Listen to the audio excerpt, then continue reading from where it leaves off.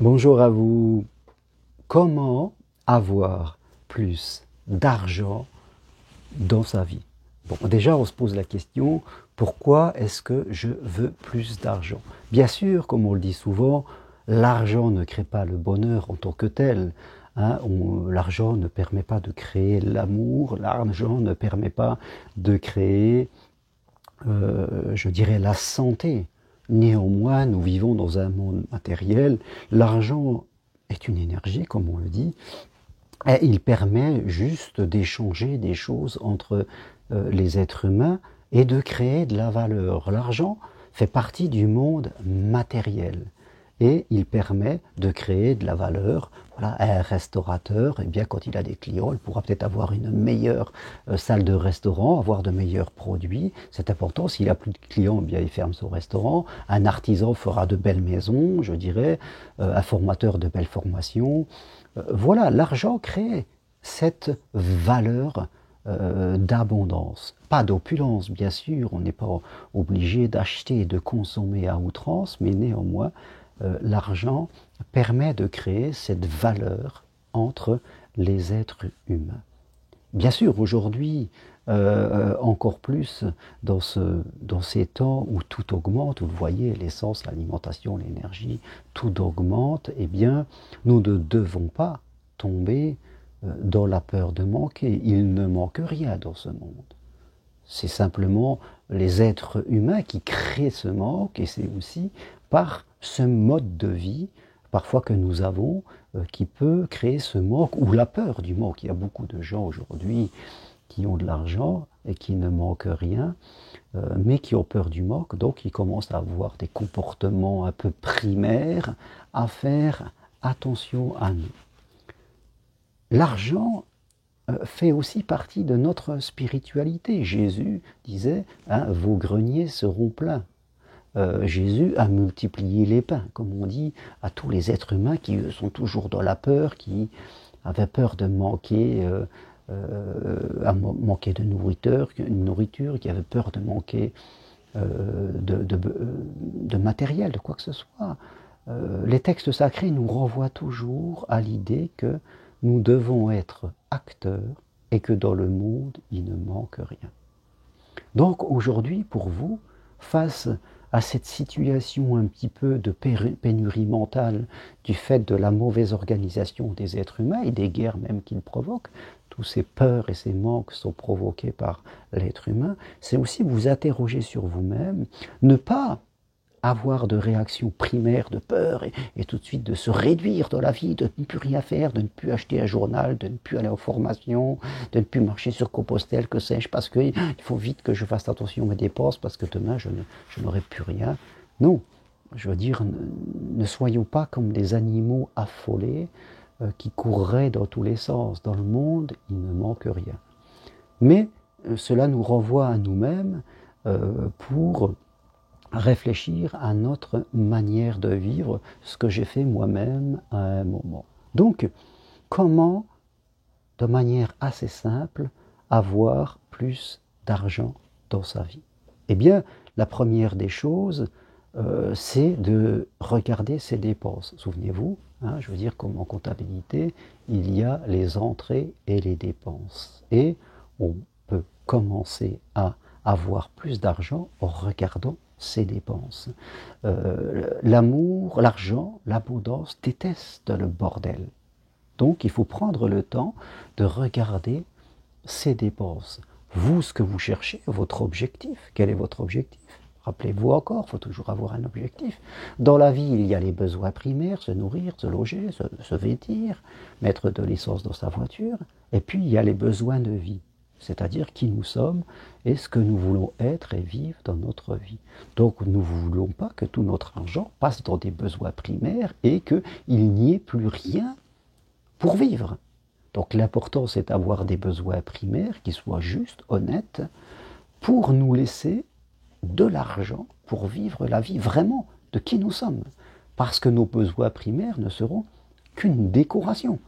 Sinon, ça serait comme si on mettrait beaucoup d'argent dans les emballages de cadeau de Noël, ça serait des emballages en or, mais que le cadeau à l'intérieur, eh bien, il soit ridicule, parce qu'on a tellement mis d'argent dans l'emballage du cadeau de Noël qu'on n'a plus assez de sous pour acheter le vrai cadeau. L'important n'est pas l'emballage, mais ce qu'il y a à l'intérieur. Donc, un jour, j'ai fait le point de toutes mes dépenses. Je sais exactement sur une année à peu près ce dont j'ai besoin pour dépenser mes dépenses de logement, mes dépenses, je dirais, d'internet, mes dépenses de téléphonie, voire mes dépenses de nourriture, d'essence. Je sais exactement où je vais, à peu près dans les grandes lignes. Je dirais, j'ai fait cette comptabilité de tout ce que j'ai dépensé une fois à peu près, de combien il me faut d'argent par mois à peu près pour me nourrir, pour mettre de l'essence, combien il me faut d'argent pour payer mes factures, tout ça je le sais quasiment sur à peu près une année. Une année après que je vais diviser en 12 pour savoir à peu près combien je vais dépenser par mois. C'est important de faire le poids de tout ce que vous dépensiez. Je le rappelle, l'argent et l'abondance n'aiment pas le bordel. Vous devez suivre vos dépenses, pas forcément au jour le jour, mais au moins à la semaine. Et bien sûr, savoir toujours à peu près où est-ce que vous en êtes et gommer toutes les dépenses inutiles que souvent nous faisons et qui ne nous apportent rien parce que ce sont des besoins primaires. À chaque dépense que vous faites, vous devez vous demander est-ce que c'est un besoin primaire ou est-ce que c'est un besoin de vie? Il y a énormément de gens qui s'achètent des vêtements, qui s'achètent des nouveaux téléphones, qui s'achètent des télévisions, qui achètent beaucoup de nourriture mauvaise en plus, qui coûte très cher. Chez eux, il y a beaucoup de choses, mais ça reste des besoins primaires. Quand vous avez fait toutes ces dépenses, eh bien, tout à la fin, il ne reste plus rien. Et les gens rentrent chez eux, ils sont lourds de matériel, ils ont l'impression que l'argent leur file entre les doigts, et il ne reste plus rien. Donc il faut maîtriser, il faut mettre le nez dedans, je dirais, pour gommer et réduire vos besoins primaires à ce qui est essentiel.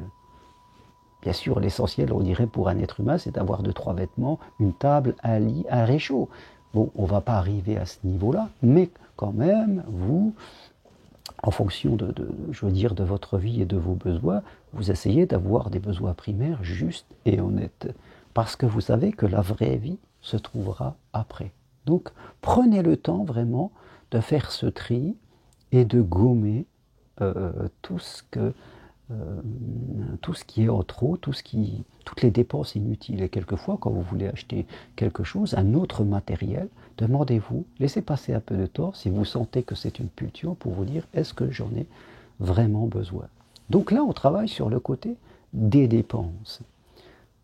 Après, je dirais, il y a le côté des entrées. Bien sûr, on peut aussi gagner plus d'argent en gagnant plus, tout simplement. Maintenant, c'est bien sûr, nous sommes une énergie. Tout le monde, vous êtes une énergie. Et souvent, la plupart des êtres humains vivent à 20% le potentiel, 30% maximum. Ils ont un véritable potentiel, quelque part, mais nous sommes endormis. Nous sommes apathiques. On ne croit pas. Je dirais, on n'essaie même pas, on répète tous les jours, et c'est pas pour rien que le grand thérapeute Paul Watzlawick a théorisé, a dit que l'être humain faisait toujours plus ou moins la même chose. Donc on doit apprendre à faire autre chose, et ne pas s'enfermer quelquefois dans des emplois où on va nous demander beaucoup de temps, avec des déplacements, tout ça pour des salaires très bas, et inférieur à 1500 € par mois. Aujourd'hui, regardons les choses comme elles sont. Pour une personne seule, ce n'est pas facile d'avoir une vie, d'être à l'aise quand on gagne moins de 2000 € par mois. Donc, l'objectif pour une personne seule, c'est de gagner au moins 2000 € par mois. Si on est deux, après, bien sûr, c'est encore mieux. Donc, oui, il faut se fixer un objectif, surtout dans ce moment, en fin de compte, où eh bien, on recherche beaucoup de gens qui, je dirais, ont plein de main-d'œuvre. En fin de compte, vous pouvez négocier. La demande, je veux dire, l'offre est supérieure à la demande. C'est-à-dire qu'il y a beaucoup d'emplois et il y a moins de gens. Donc, c'est propice à la négociation. C'est toujours plus difficile quand il y a beaucoup de demandes et pas beaucoup d'offres. Donc là, chacun doit se battre et les prix sont bas souvent. Mais comme il y a beaucoup d'offres dans beaucoup de métiers et pas assez de demandes, donc on peut négocier et les prix ont tendance à aller vers le haut, les salaires. Donc, à vous aussi de ne pas vous enfermer dans vos habitudes du petit train-train, de votre petit travail à 1300 euros au SMIC et de vivoter comme ça. À vous de vous remettre aussi dedans et de vous dire, moi je veux avoir plus. Non seulement je vais moins dépenser, mais je veux gagner plus parce que je veux mon reste à vivre, pour voyager, pour me payer des formations, n'importe quoi, ce que je veux, il soit plus important parce que c'est ça ma vie. J'ai pas envie de vivre au rabais de miettes de vie. Donc, soit vous allez chercher un emploi de salarié avec un meilleur salaire, ça sera très important. Soit vous allez aussi vous lancer peut-être dans l'indépendance pour avoir un métier que vous pourrez développer tout doucement et vous pouvez mélanger les deux. C'est ce que j'ai fait moi un moment dans ma vie. J'en ai bientôt 61 en ce moment. Mais quand j'ai fait un peu plus de 40 ans ma reconversion, eh bien je suis resté à un moment dans mon ancien métier de salarié et j'ai commencé à devenir psychopraticien coach en double. Donc j'avais mon salaire que je pouvais agrémenter de 400 rendez-vous de la semaine. En tout cas sur le mois, ça me faisait, je veux dire, 400, 500, 600 euros de plus. Et au fur et à mesure, j'ai commencé à aller être mieux pour un jour démissionner de mon emploi de salarié pour être à 100% dans mon emploi de psychopraticien et coach. Donc, des solutions, nous en avons. Des solutions, nous en avons. Soit rester salarié mais chercher un emploi mieux rémunéré, soit devenir indépendant pour pouvoir avoir plus de temps et pouvoir être plus payé directement de ce que l'on fait, mais nous pouvons aussi passer par une phase intermédiaire où j'ai un emploi et puis à côté de ça, j'ai, je dirais, une seconde activité passion et le temps me dira quand je pourrai vivre à 100% de cette activité. Donc, vous voyez, vous avez des solutions pour gagner plus. Ce qu'il faut, c'est sortir de l'apathie, sortir de subir sa vie. Dans la vie, il y a souvent deux types de personnes, ceux qui subissent leur vie et ceux qui agissent. Aujourd'hui, vous devez redevenir acteur de votre vie et ne pas vous laisser pourrir par les conditions extérieures qu'on vous raconte, Covid, guerre, tout ça. Certes, il y a peut-être des conditions extérieures, mais vous pouvez les contourner, vous pouvez vous améliorer, vous servir de cette situation pour progresser, en jouant sur les dépenses, comme j'ai dit, et c'est très important de mettre son nez dedans, de prendre le temps qu'il faut, arrêter de se faire voler son argent, ou soi-même de le dépenser n'importe comment, et puis on s'aperçoit qu'il n'y a plus d'argent quand on a tout claqué, mais jouer sur les entrées, en étant plus ambitieux, voilà, en essayant de gagner au moins 2000 € par mois pour une personne et avoir cette ambition de s'en sortir. Voilà ce que je veux partager aujourd'hui. Aussi, pour certains, eh bien, je dirais, abandonner quelquefois les aides sociales. Sauf si, bien sûr, vous êtes malade et que vous ne pouvez pas. Mais il y a beaucoup de gens qui touchent des aides sociales et qui peuvent travailler. Le travail doit toujours privilégier les aides sociales, même à niveau exact. Vaut mieux travailler que de toucher des aides sociales qui nous rendent amorphes. La plupart des gens sont amorphes, apathiques, et ils subissent leur vie. Donc, vivre avec des aides sociales, c'est tout doucement devenir amorphe, se couper de ses capacités et, fin de compte, avoir une vie d'une certaine médiocrité. Donc voilà, sachez vous renouveler, sachez faire la révolution à l'intérieur de vous. Pardon. Voilà ce que je voulais vous partager aujourd'hui. Eh bien, si vous voulez aller plus loin, prenez rendez-vous avec moi. Suivez une formation avec moi de psychopraticien coach, formation individuelle de chez vous. Et n'oubliez jamais, soyez l'acteur de votre vie. Voilà, si vous aimez cette vidéo, appuyez sur j'aime. Merci, à très bientôt. Au revoir.